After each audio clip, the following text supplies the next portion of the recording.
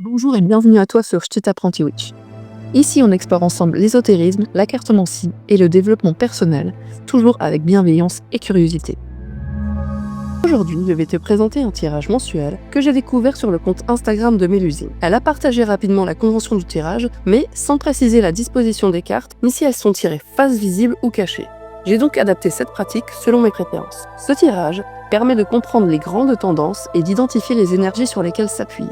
Il se compose de 4 cartes, choisies selon un processus précis. Un arcane majeur pour définir le thème principal du mois, un as pour savoir sur quelle énergie se concentrer ce mois-ci, un arcane mineur entre 2 et 10 pour recevoir un conseil sur la meilleure approche, et enfin une carte de cour pour connaître l'attitude à adopter pour bien traverser le mois. Voici comment procéder pour tirer les cartes. Mélange et coupe le jeu comme à ton habitude. 2 méthodes sont possibles. Tirer les cartes face visible ou face cachée. Personnellement, je préfère faire le tirage face cachée. Pourquoi ? Parce que cela permet de garder un certain mystère et de ne pas anticiper mentalement les cartes. En plus, si on fait la recherche face visible, on inverse totalement l'ordre du paquet et donc ça modifie la dynamique du tirage. Mais c'est une question de préférence. C'est selon ce qui te parle le plus. Je cherche dans l'ordre la première carte qui correspond à chaque catégorie. Un arcane majeur, un as, un arcane mineur de 2 à 10, une carte de cour. Mais l'usine ne précise pas la disposition des cartes. Moi j'ai choisi de les organiser sous forme de carré, avec les 2 premières cartes sur la première ligne et les 2 suivantes en dessous. À toi d'adopter la disposition qui te parle le plus. Et maintenant voyons une démonstration de tirage avec mon tirage du mois de mars 2025.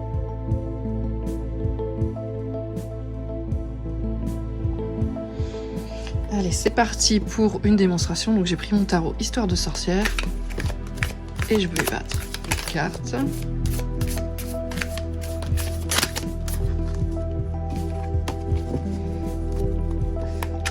Tu bats les cartes comme à ton habitude, décidément. Il y a des cartes sauteuses.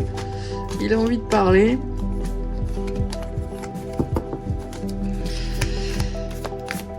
Voilà, je vais pas battre pendant des heures pour la vidéo, donc moi j'aime bien couper mon jeu,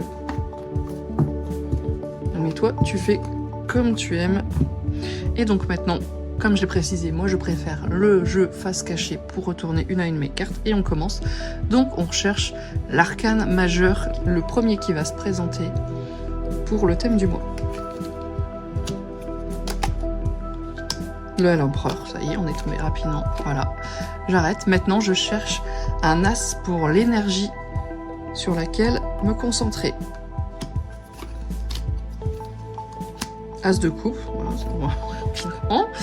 Maintenant, c'est un arcane mineur, compris entre 2 et 10. Pour le conseil. 8 d'épée, voilà. J'ai ma 3e carte. Et maintenant, je recherche une carte de cour pour l'attitude à adopter ce mois-ci.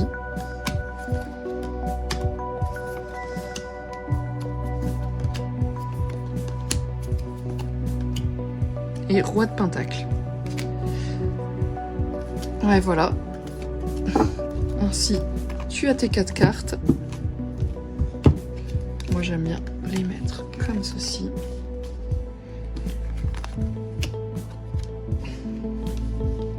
Voilà. Et maintenant, tu es prêt ou prête à faire l'analyse. Moi, je vais te partager le résultat de mon tirage pour ce mois de mars. Et puis, je vais te l'expliquer.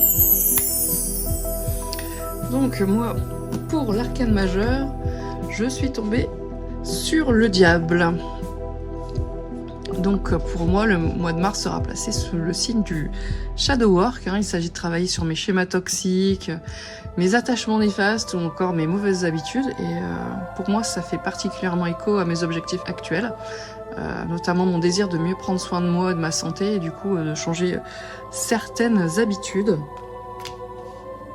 Donc pour l'énergie sur laquelle me concentrer, c'est comme l'exemple de tout à l'heure.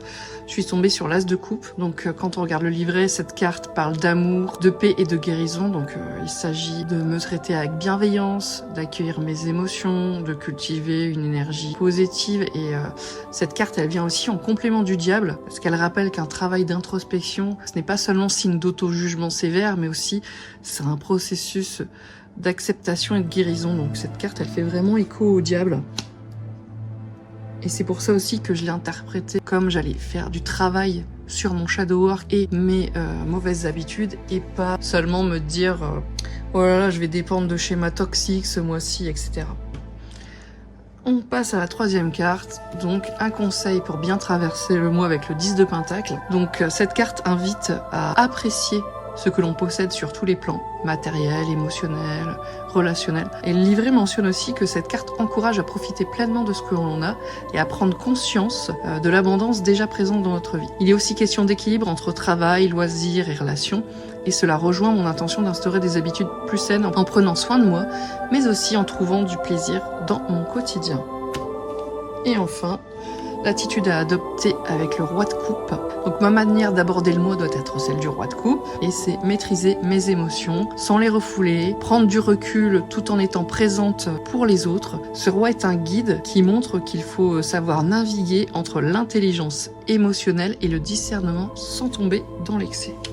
Donc voilà, j'espère que ça vous aide un peu. Donc ce tirage m'a permis d'avoir une vision claire des énergies du mois et de comprendre comment mieux l'aborder. Donc j'espère que cet exemple t'a permis de mieux mettre en lumière comment utiliser ce tirage. Tu vois, c'est simple et je trouve ce petit côté ludique aussi d'aller rechercher sa carte. Donc c'est un tirage adaptable selon ton ressenti, face cachée ou visible, disposition au choix, c'est comme tu préfères, c'est selon ton ressenti. Donc c'est idéal pour avoir la vue d'ensemble sur le mois sans se focaliser sur un domaine particulier, et c'est un bon moyen aussi de poser ses intentions et de mieux naviguer les énergies à venir. Et toi, est-ce que tu as déjà testé ce type de tirage? N'hésite pas à me dire en commentaire ce que tu en penses et si tu vas essayer cette méthode. Si cette vidéo t'a plu, abonne-toi à la chaîne, active la cloche magique pour ne rien manquer et retrouve-moi sur Instagram et TikTok pour plus de contenu ésotérique. En attendant, prends soin de ta lumière intérieure et laisse l'univers conspirer en ta faveur. À très vite!